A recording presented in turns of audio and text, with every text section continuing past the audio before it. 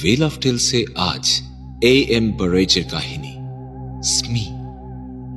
গল্পের অনুবাদ, পরিচালনা, প্রোডাকশন ও সাউন্ড ডিজাইন আমি শীর্ষেন্দু ভৌমিক, সহ পরিচালনা এবং সহযোগিতায় Swagata Saha Bhowmik, poster design divine comedy, গল্প পাঠে শুভদীপ এবং আমি শীর্ষেন্দু।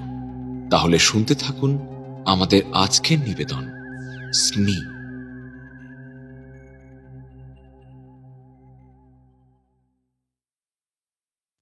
না না না না না না না, একদম না। ঠোঁটের কোনায় একটা ম্লান হাসি ফুটিয়ে দৃঢ় গলায় আপত্তি করে উঠল জ্যাকসন। আই এম সরি, তোমাদের খেলাটা আমি নষ্ট করতে চাই না। আমাকে ছাড়াও কিন্তু তোমরা তোমাদের খেলা অনায়াসে চালিয়ে যেতে পারবে। তোমরা তো অনেকে আছো, কিন্তু ভাই আমি আমি এসব লুকোচুরি খেলার মধ্যে নেই, প্লিজ। বড়দিনের উৎসব মুখর সন্ধ্যা। আমরা সব মিলে মোট 14 জন বন্ধু হই হই করে পার্টিতে মেতেছি। উৎসবের সঙ্গে যৌবনের উন্মাদনা মিশে পার্টি আরো বেশি গমগমে হয়ে উঠেছে। প্রথমেই ডিনারের পালা। রকমারি পদ দিয়ে সে এক রাজকীয় ভোজসভা, তারপর কফি, আর সব শেষে এই এখন এসেছে নানান পার্টি গেমসের পালা। যদিও আমরা কেউই শিশু নই, তবু ক্রিসমাসের সময় এই শিশু সুলভ খেলাগুলো খেলার একটা অন্য মজা আছে। লুকোচুরি খেলা হবে শুনে আমাদের ভেতরকার ঘুমিয়ে থাকা শিশুগুলো জেগে উঠল। আমরা সকলেই উৎসাহে হই হই করে উঠলাম, শুধুমাত্র আমাদের বন্ধু জ্যাকসন বাদে। লুকোচুরি খেলার প্রস্তাবটা উঠতেই কেবলমাত্র সেই ঘোরতর আপত্তি করে উঠল। আমরা সকলেই বেশ অবাক হলাম। খেলাধুলা, স্পোর্টস, অ্যাডভেঞ্চার এইসব ব্যাপারে জ্যাকসন সবার আগে আগ্রহ নিয়ে এগিয়ে আসে। তবে আজ তার কি হলো? আমাদেরই একজন জিজ্ঞেস করলো, কি ব্যাপার জ্যাকসন, তুমি খেলবে না কেন? তোমার শরীর টরীর খারাপ লাগছে নাকি? না ভাই, তা নয়, আমি একদম ঠিক আছি, থ্যাঙ্কস। কিন্তু কিছু মনে করো না, ওসব লুকোচুরি এসব না, আমি খেলতে পারবো না, প্লিজ। আহা, কিন্তু তোমার এই আপত্তি করার কারণটা কি সেটা তো বলো। উত্তর দেওয়ার আগে জ্যাকসন খানিকটা ইতস্তত করল, তারপর বলল, বিষয়টা হলো, আমি মাঝে মাঝে আমার এক বন্ধুর বাড়িতে গিয়ে দিন কয়েক কাটিয়ে আসি। বেশ পুরনো বাড়ি, বেশ কয়েকবার হাত বদল হয়েছে, এখন আমার বন্ধু কিনেছে। শুনেছি ওই বাড়িতে নাকি অনেক বছর আগে একটা মেয়ে অন্ধকারে লুকোচুরি খেলতে গিয়ে বেঘরে মারা পড়েছিল। মেয়েটাও ওই বাড়িতে অতিথি হয়ে এসেছিল, ঘরদোর ভালো চিনত না, তো লুকোচুরি খেলতে খেলতে অন্ধকারে দৌড়ে একটা দরজা খুলেও ভেতরে ঢোকে। ও ভেবেছিল বোধহয় ওটা একটা বেডরুম, কিন্তু ও জানতো না ওটা হচ্ছে সার্ভেন্টস কোয়ার্টারে যাওয়ার একটা সিঁড়ির দরজা। আর দরজা খুলে ভেতরে ঢুকতেই পা হড়কে একদম নিচে, ঘাড় ভেঙে মেয়েটার মৃত্যু হয়। আমরা সকলেই সচকিত হয়ে উঠলাম। ইস, কি মর্মান্তিক ব্যাপার! এই ঘটনার সময় কি তুমি ওখানে উপস্থিত ছিলে? আরে না না, তা নয়, এটা তো বহু বছর আগের ঘটনা। কিন্তু কিন্তু কিন্তু কি? আমার উপস্থিতিতেও ওই বাড়িতে একটা অন্য ঘটনা ঘটেছিল, সেটা এর থেকেও খারাপ। তা একটা মেয়ের মৃত্যুর থেকে খারাপ ঘটনা আর কিছু হতে পারে কি? এই ঘটনাটা আরো খারাপ ছিল।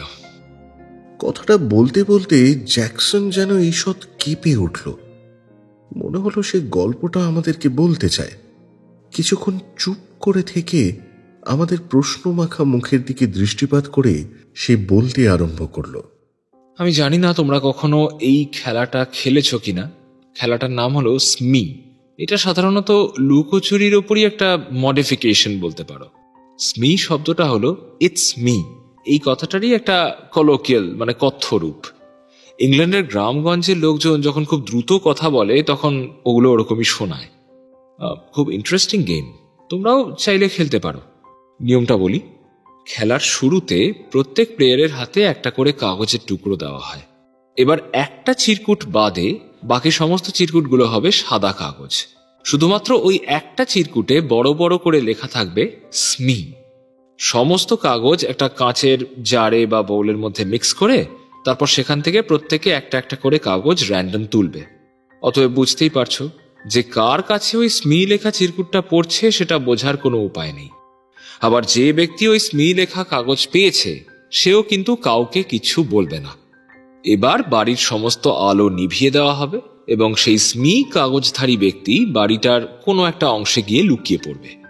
কয়েক মিনিট বাদে ওই অন্ধকারের মধ্যেই বাকি খেলোয়াড়রাও বাড়ির আনাচে কানাচে ছড়িয়ে পড়বে এবং ওই স্মি কাগজধারী ব্যক্তিকে খুঁজে বার করার চেষ্টা করবে। এবার মজাটা বোঝো, কেউ কিন্তু জানে না যে এই স্মি আসলে কে। এবার ধরো খোঁজ করতে করতে অন্ধকারে বাড়ির কোনো অংশে দুজন খেলোয়াড়ের সাক্ষাৎ হলো। এবার তারা পরস্পরের হাত ধরে পরস্পরকে প্রশ্ন করবে, স্মি? এবার যদি সেই খেলোয়াড় সত্যি সত্যি স্মি না হয়ে থাকে তাহলে সে অবলীলায় উত্তর দিয়ে দেবে স্মি।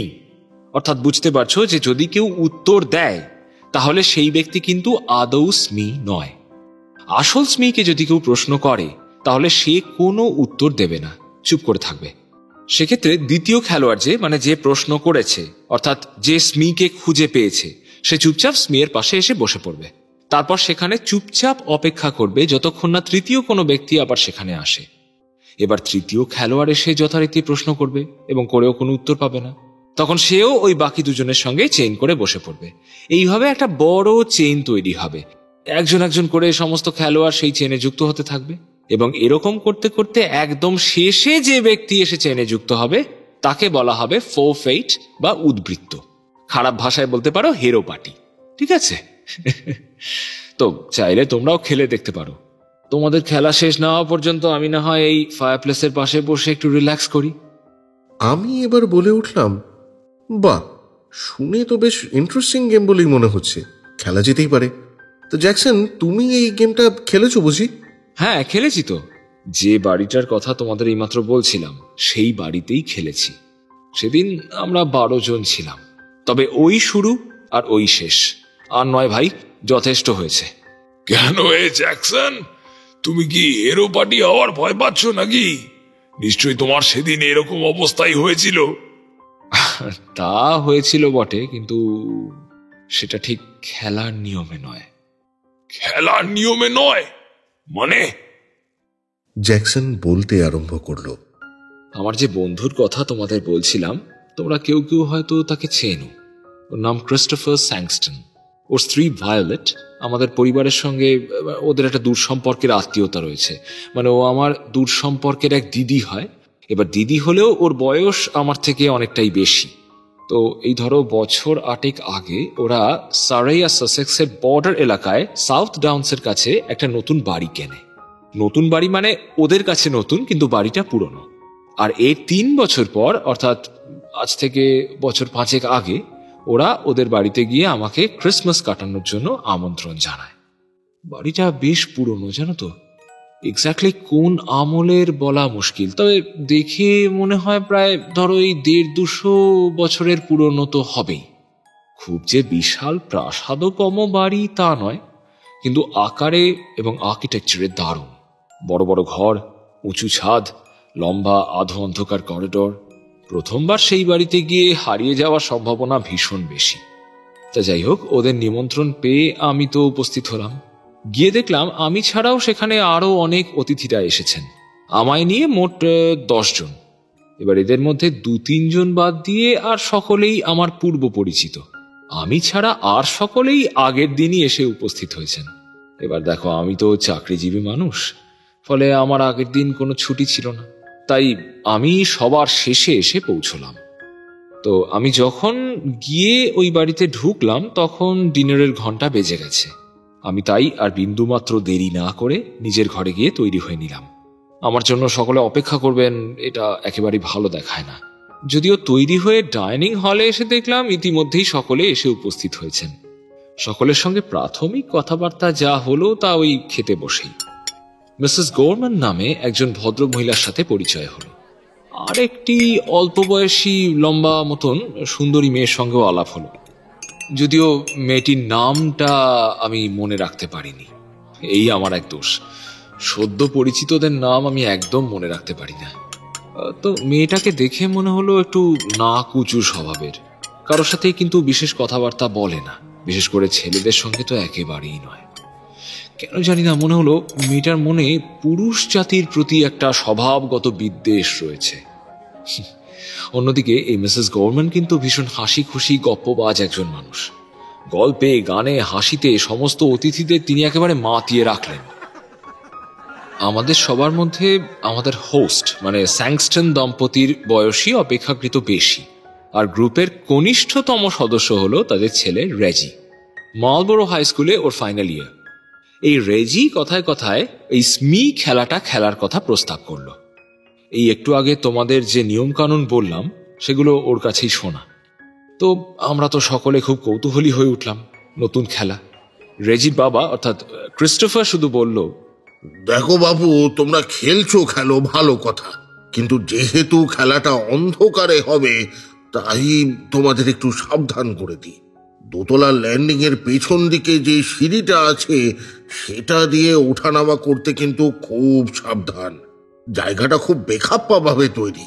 কার মাথা থেকে যে অমন আইডিয়া বেরিয়েছিল তাই ভাবি শুধু। একটা দরজা খুললেই সোজা সিঁড়ি নেমে গেছে। কেউ যদি না জানে আর ওটা কোনো একটা ঘরের দরজা ভেবে দরজা খুলে আনমনে পা বাড়ায় তাহলেই হয়ে গেল সোজা একেবারে পপাতর ধরনী তলে। আমি ঠিক করেছি দরজাটা ওখান থেকে সরিয়ে দেব। সিঁড়ির মাথায় অমন দরজা থাকা খুবই বিপজ্জনক। সত্যি বলতে একবার তো ওখানে একটা দুর্ঘটনাও ঘটে গিয়েছিল। একটা মেয়ে এই বছর 10 আগে ওই সিঁড়ি দিয়ে নিচে পড়ে গিয়ে ঘাড় ভেঙে বেঘরে মারা গিয়েছিল। বাড়ির আগের মালিকের কাছেই কথাটা জেনেছি। তাই বলছি, অন্ধকারে এসব খেলাধুলো করতে গিয়ে খুব সাবধান। আমি জিজ্ঞেস করলাম, ঘটনাটা কিভাবে ঘটেছিল? স্যাংস্টন বলল, কি আর বলবো, সেও ছিল এইরকমই একটা ক্রিসমাসের সন্ধে। তোমাদেরই মতো কিছু গেমস পাগল মানুষ সেই দিনও ক্রিসমাসের গেমসে মেতেছিল। তারা ঠিক করে যে সন্ধ্যাবেলা অন্ধকারে সারা বাড়ি জুড়ে তারা লুকোচুরি খেলবে। আর সেই লুকোচুরি খেলাটাই কাল হলো। মেয়েটা লুকোনোর জন্য অন্ধকারে ওই দরজা খুলে পা বাড়ায়। ও তো আর জানে না যে ওখানে মেঝে নেই, সিঁড়ি আছে। ব্যাস, পা হুড়কে সোজা গড়িয়ে সিঁড়ির নিচের ধাপে। খাড়াই সিঁড়ি। ওর ঘাটটা ভেঙে গিয়েছিল। পরে বাকিরা ওর মৃতদেহটা খুঁজে পায়। খুবই দুঃখজনক আর মর্মান্তিক একটা ঘটনা। আমরা সকলে ক্রিস্টোফারকে কথা দিলাম যে আমরা অত্যন্ত সাবধানে চলাফেরা করব। মিসেস গোমেন বললেন তার নাকি মৃত্যু ভয় নেই, কারণ তিনি ইতিমধ্যেই 3টি আলাদা আলাদা ফার্ম থেকে মোটা টাকার জীবন বীমা করিয়ে রেখেছেন। সত্যি মহিলা পারেনও বটে। তো যাই হোক, ডিনার শেষ হতেই আমরা আমাদের সেই নতুন খেলা স্মিতে মেতে উঠলাম। রেজি স্যাংস্টন গিয়ে বাড়ির সমস্ত আলো নিভিয়ে দিয়ে এলো। শুধু ড্রয়িং রুম আর সার্ভেন্টস কোয়ার্টারের আলো জ্বলে রইল।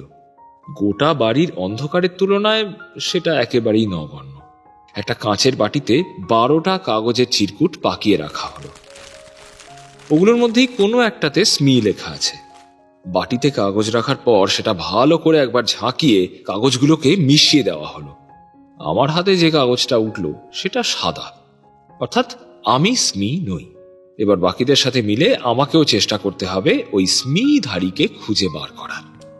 ড্রয়িং রুম থেকে বেরিয়ে আমরা অন্ধকার হলে এসে দাঁড়ালাম। এখান থেকেই খেলা শুরু হবে। এবার নিয়মটা হলো, অন্ধকারে সেই স্মি গিয়ে চুপি চুপি লুকিয়ে পড়বে, আর বাকিরা তখন স্থাণু হয়ে একই জায়গায় দাঁড়িয়ে থাকবে। এরপর ঠিক মিনিট 2 মতো অতিক্রান্ত হওয়ার পর বাকিরা শুরু করবে খোঁজার পালা। অন্ধকারে শুনতে পেলাম আমাদের মধ্যে থেকেই কেউ একজন চুপি চুপি বেরিয়ে গেল। দূরের দেওয়ালে দরজা খোলা আর বন্ধ হবার শব্দ পেলাম। এর 2 মিনিট পর আমরা ছড়িয়ে পড়লাম বাড়ির এদিক ওদিক। স্মিধারী ব্যক্তি যে কে তা তো আমরা কেউ জানি না। আমি তো জানি না। আগামী 5-10 মিনিট ধরে চলল আমাদের এলোমেলো অন্বেষণ। এই প্যাসেজ দিয়ে ঢুকে ওই ঘর, অমুক ঘর থেকে বেরিয়ে অমুক করিডোর। সে একেবারে এক গোলক ধাঁধার মতো অবস্থা। মাঝে মাঝেই বাড়ির এদিক ওদিক থেকে শুনতে পাচ্ছি ও বলছে,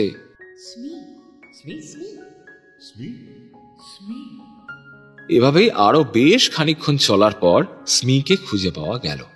আমি ঘুরতে ঘুরতে আবিষ্কার করলাম যে একটা ঘরে অনেকে মিলে একটা চেইন তৈরি করে বসে আছে। তো আমিও গিয়ে তাদের সাথে যোগ দিলাম। এখানে চুপচাপ বসে থাকাই দস্তুর। নীরবে অপেক্ষা করতে হবে বাকিদের আসার জন্য। একে একে আরো লোকজন এসে আমাদের সঙ্গে যোগ দিল। সবার শেষে এলো গৃহস্বামী ক্রিস্টোফার স্যাংস্টন। সবাই আওয়াজ দিয়ে উঠল, ফরফেট, হেরো হেরো। ক্রিস্টোফার যার পণ্যায় লজ্জিত ও অপ্রস্তুত বোধ করল। তারপর কুণ্ঠিত কণ্ঠে বলল, মানে আরেকবার গুনে নিলে হতো না যে সবাই এসেছে কিনা? আমরা সকলেই সম্মতি জানালাম, কিন্তু আলো জ্বালতে গিয়ে দেখা গেল আলো জ্বলছে না। সম্ভবত ঠান্ডার কারণে কোনো সমস্যা হয়েছে, বা হয়তো গ্যাস শেষ হয়ে গেছে। যাই হোক, তো কি আর করা যাবে। ক্রিস্টোফার পকেট থেকে একটা দেশলাই বের করে ধরালো। তারপর সেই ক্ষীণ আলোতে গুনতে শুরু করলো। 1, 2, 3। তারপর হেসে বলল, কি ছিলাম তো 12 জন, এখন 13 জন এলো কোত্থেকে? আমরা যার পর নাই অবাক হলাম। আবার একটা কাঠি ধরানো হলো, আবারও গোনা শুরু হলো। 1, 2, 3। আবারও শেষ করে ক্রিস্টোফার বলল, এই তো আবারও 13 জন। আমি বললাম, কি বলছো? গোটা বাড়িতে ছিলামই তো 12 জন মানুষ, 13 জন কোত্থেকে আসবে? আচ্ছা দাও, আমি গুনছি। আবারও দেশলাই ধরাতে হলো। আমি গুনে দেখি 12 জন।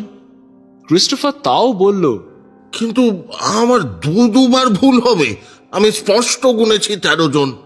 আমি হেসে বললাম, দেখো গিয়ে, নিজেকে নিশ্চয়ই 2 বার গুনেছ। বাকিরাও হেসে উঠল। তবুও ক্রিস্টোফার মানতে নারাজ। শেষে রেজি গিয়ে একটা টর্চ নিয়ে এলো, বলল, নাও এবার এই জোরালো আলোয় গোনো দেখি। এবার আমরা সকলেই গুনলাম, সেই 12 জন। কোথাও কোনো গোলমাল নেই।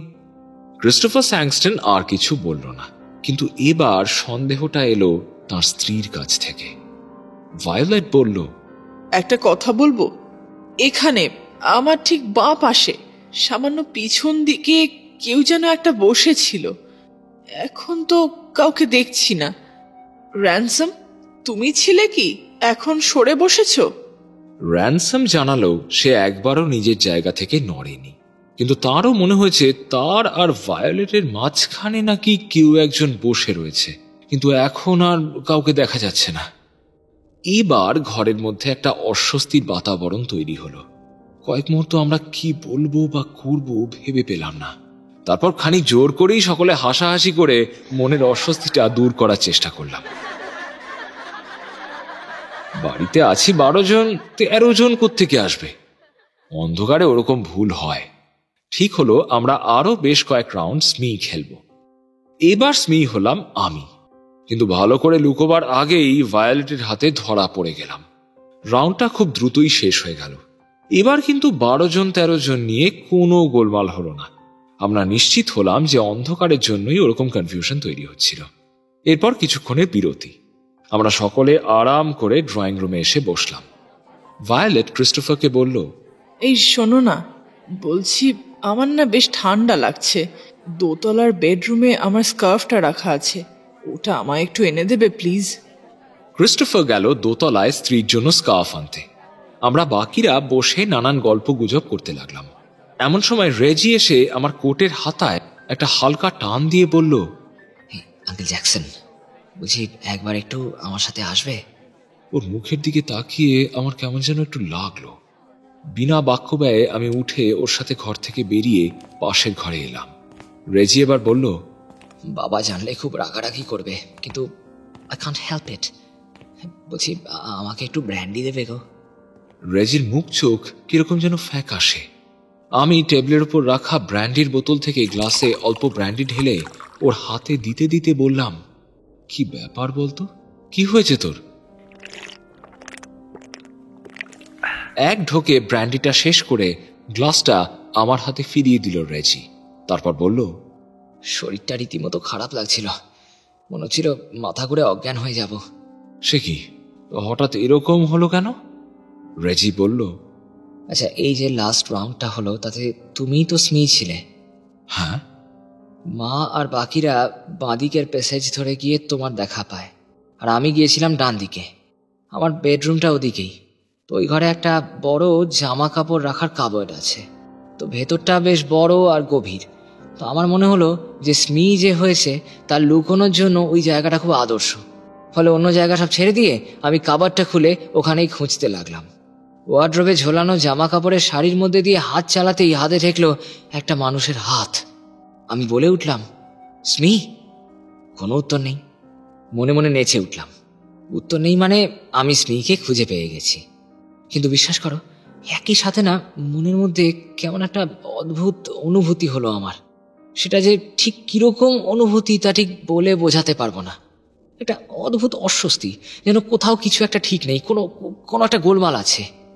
এবার স্মিকে খুঁজে পেয়ে গেছি যখন, তখন তার মুখ দেখতে তো কোনো দোষই নেই। এই ভেবে আমি পকেট থেকে টর্চটা বের করে জ্বালিয়ে কাবার্ডের ভেতর আলো ফেললাম। দেখি ভেতরে কেউ নেই। বিশ্বাস করো, আমি শপথ করে বলতে পারি আমার হাতে কারোর একটা হাতের ছোঁয়া লেগেছিল। আর আমি কাবার্ডের দরজা জুড়ে দাঁড়িয়েছিলাম, ফলে পাশ দিয়ে কারোর গলে যাবার কোনো উপায় ছিল না। ব্যাপারটা কি হলো বলো তো? আমি তো কিছুই বুঝে উঠতে পারছি না। আমি হেসে বললাম, ধুস, এই ব্যাপার, ও তুই ভুল বুঝেছিস। একে অন্ধকার, তার উপর ওই জামা কাপড়ের মধ্যে দিয়ে হাত চালালে অনেক সময় ওরকম মনে হয়। জানতাম তুমি এটাই বলবে। কি জানি, হবে হয়তো। কিন্তু আমার এতখানি ভুল হবে বলো? আমি কোনো মতে ওকে আশ্বস্ত করে বললাম, আরে বাবা, একদমই তাই।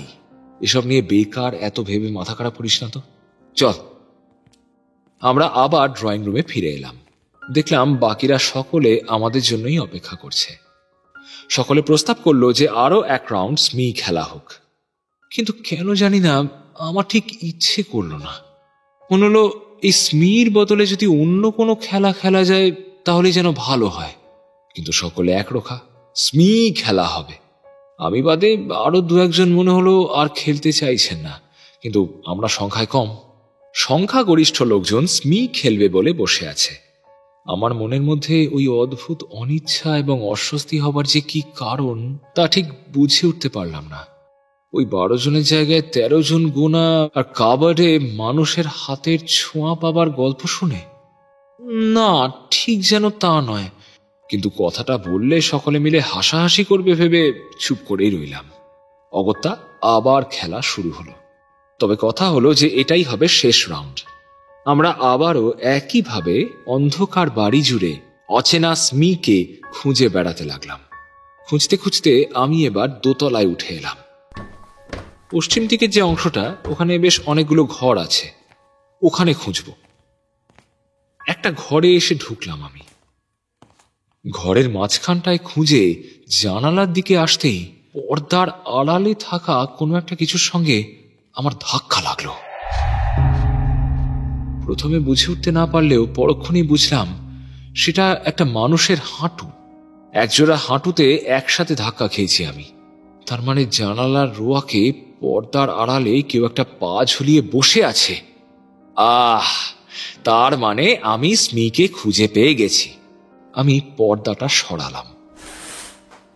হাত বাড়াতেই একটা কোমল মানুষের হাত ঠেকলো আমার হাতে। রাতটা এতটাই অন্ধকার যে মানুষের উপস্থিতি অনুভব করা গেলেও ঘুটঘুটে অন্ধকারে মানুষটাকে ঠিক ঠাহর করতে পারলাম না। তবে কোমলতায় বোধ করলাম একজন মহিলা বসে আছেন সেখানে। আমি জিজ্ঞেস করলাম, স্মি? কোনো উত্তর নেই। আসল স্মিকে প্রশ্ন করা হলে সে নীরব থাকারই কথা। অর্থাৎ নিঃসন্দেহে এই মেয়েটি হলো এই রাউন্ডের স্মি। আমি তার পাশে বসে পড়লাম। এই প্রথমবার আমি সবার আগে স্মিকে খুঁজে পেয়েছি। এবার বাকিদের জন্য অপেক্ষা করার পালা। পর্দাটা টেনে দিলাম। বসার পর আমি চাপা গলায় প্রশ্ন করলাম, বলছি আপনার নামটা বলবেন? অন্ধকারে দেখতে পাচ্ছি না তো, তাই। Brenda Ford. অন্ধকারে মিষ্টি কণ্ঠে চাপা উত্তর ভেসে এলো। Brenda Ford? এই নামটা তো শুনিনি। আমাদের মধ্যে কোন জনিনি? মেয়ে বলতে তো ভায়োলেট, মিসেস গোমান আর ও আচ্ছা, এই সেই অল্প বয়সী মেয়েটা যে খুব কম কথা বলে, সেই লম্বা রোগা ফ্যাকাশে চেহারার মেয়েটা। শুধু তার নামটাই জানা ছিল না আমার। ভাবলাম আরো কিছু কথাবার্তা বলা যাক মেয়েটির সাথে, কিন্তু তারপরেই মনে পড়ল খেলার নিয়মের কথা। স্মিকে খুঁজে পেলেও তার পাশে বসে নীরবে অপেক্ষা করতে হবে। It's a game of silence, নীরবতার খেলা। মেয়েটার দিক থেকেও আলাপচারিতার কোনো উদ্যোগ বা লক্ষণ নেই। প্রথম থেকেই মনে হচ্ছে মেয়েটা খুব নাকুচু, মানুষের সাথে ঠিক মিশতে পারে না, আসলে কথাবার্তা বলতে চায় না, তাই ভাব দেখাচ্ছে যে খেলার নিয়ম মেনে চুপ করে বসে আছে। তো এভাবে বসে থাকতে থাকতে আমি হাঁপিয়ে উঠলাম, বিরক্তি ধরে যেতে লাগলো। আর একজন কেউ এলে পরে বাঁচা যায়, অন্তত দুটো কথা তো বলা যাবে। সত্যি বলতে ডিনারের সময় মেয়েটাকে দেখে বেশ আকর্ষণীয় মনে হয়েছিল, কিন্তু এখন এই নীরব অসভ্যতার কারণে ততখানি বিচ্ছিরি লাগছে। আমি তাও দু একটা কথা বলার চেষ্টা করলাম। বলছিলাম, আপনি খুব বুদ্ধি করে একটা ভালো জায়গায় লুকিয়েছেন, আমি ভাগ্যক্রমে খুঁজে পেয়ে গেছি আর কি। কোনো প্রতিক্রিয়া নেই। আজকে অন্ধকারটা বড্ড বেশি, তাই না? কোনো উত্তর নেই। মানে বলছিলাম, আপনি আগে কখনো এই স্মি গেমটা খেলেছেন? আমার এই আজকেই প্রথম। তাও কোনো উত্তর নেই। এবার মাথাটা আমার গরম হতে শুরু করলো। কি ভাবছে কি মেয়েটা নিজেকে? মিনিমাম উত্তর দেবার ভদ্রতাটুকুও শেখেনি। আমি মেয়েটার দিক থেকে এক চুল সরে এসে খানিকটা অন্যদিকে মুখ ঘুরিয়ে বসলাম। আরেকটা কেউ এলে বাঁচি। শেষমেশ আমার অপেক্ষার অবসান হলো।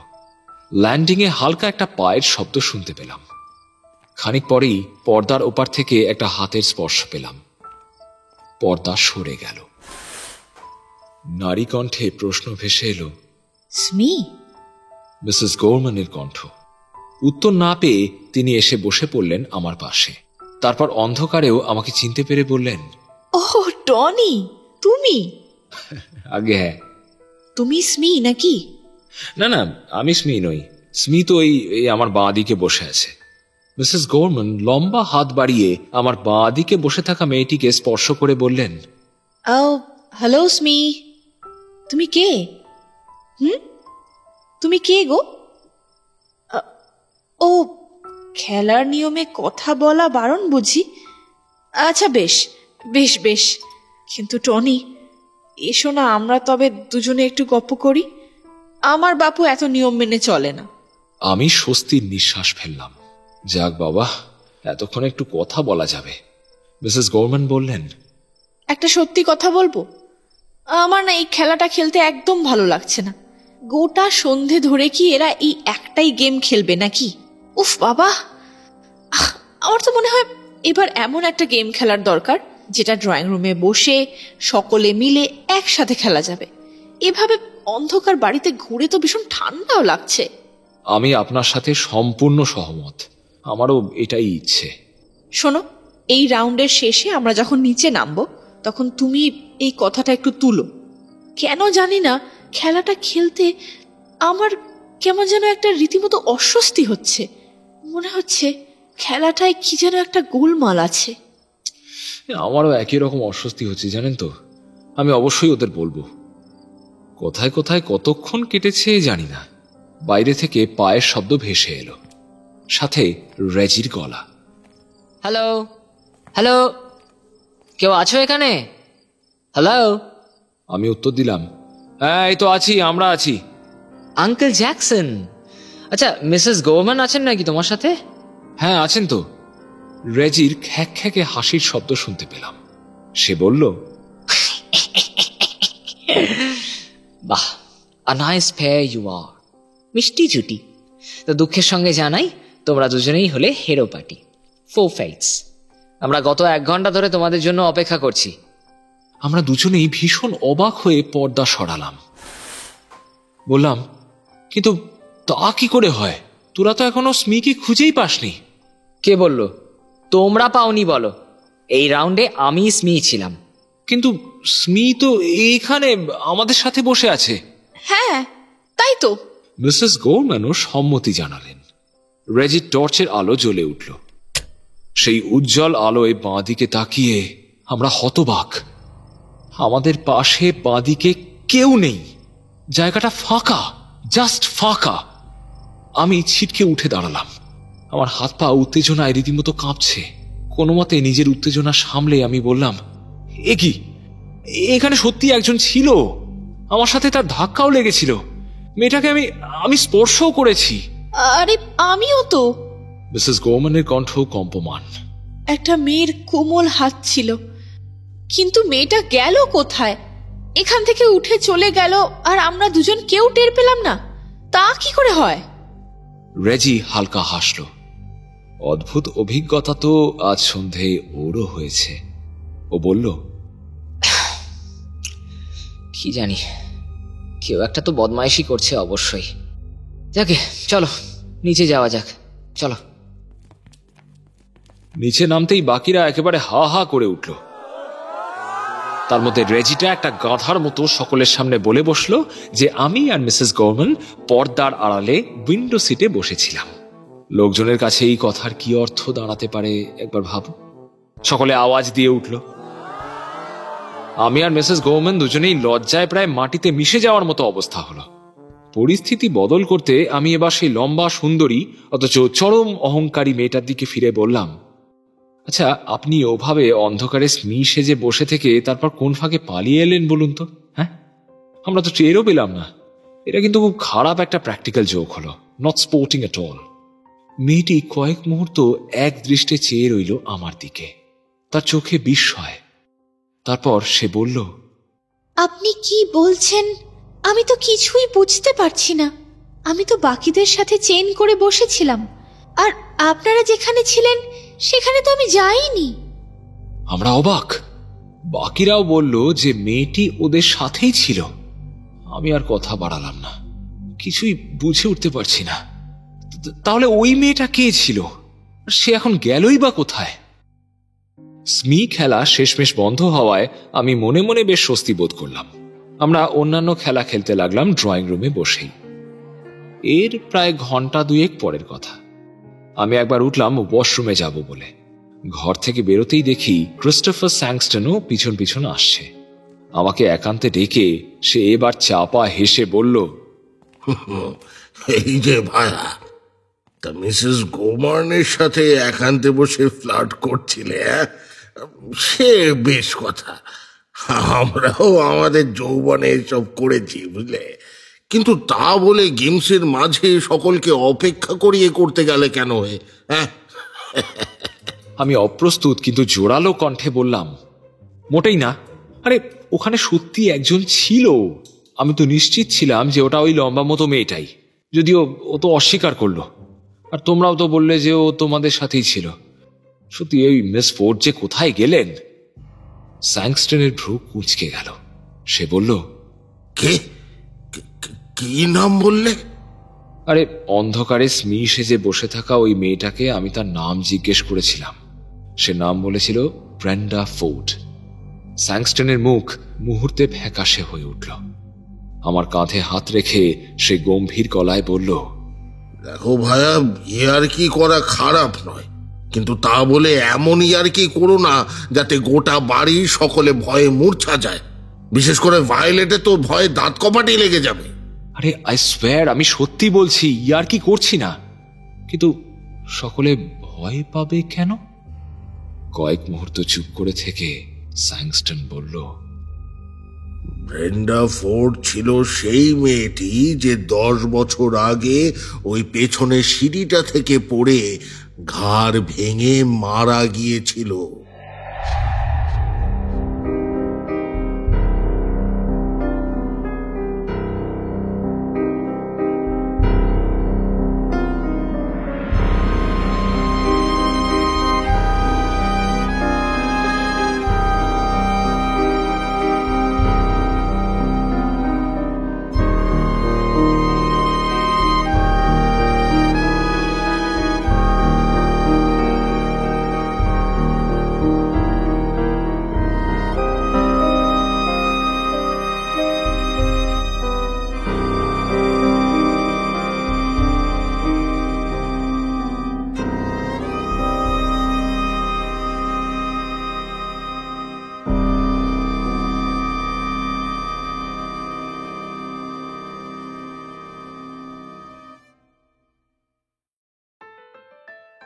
শেষ হলো আমাদের আজকের গল্প স্মি।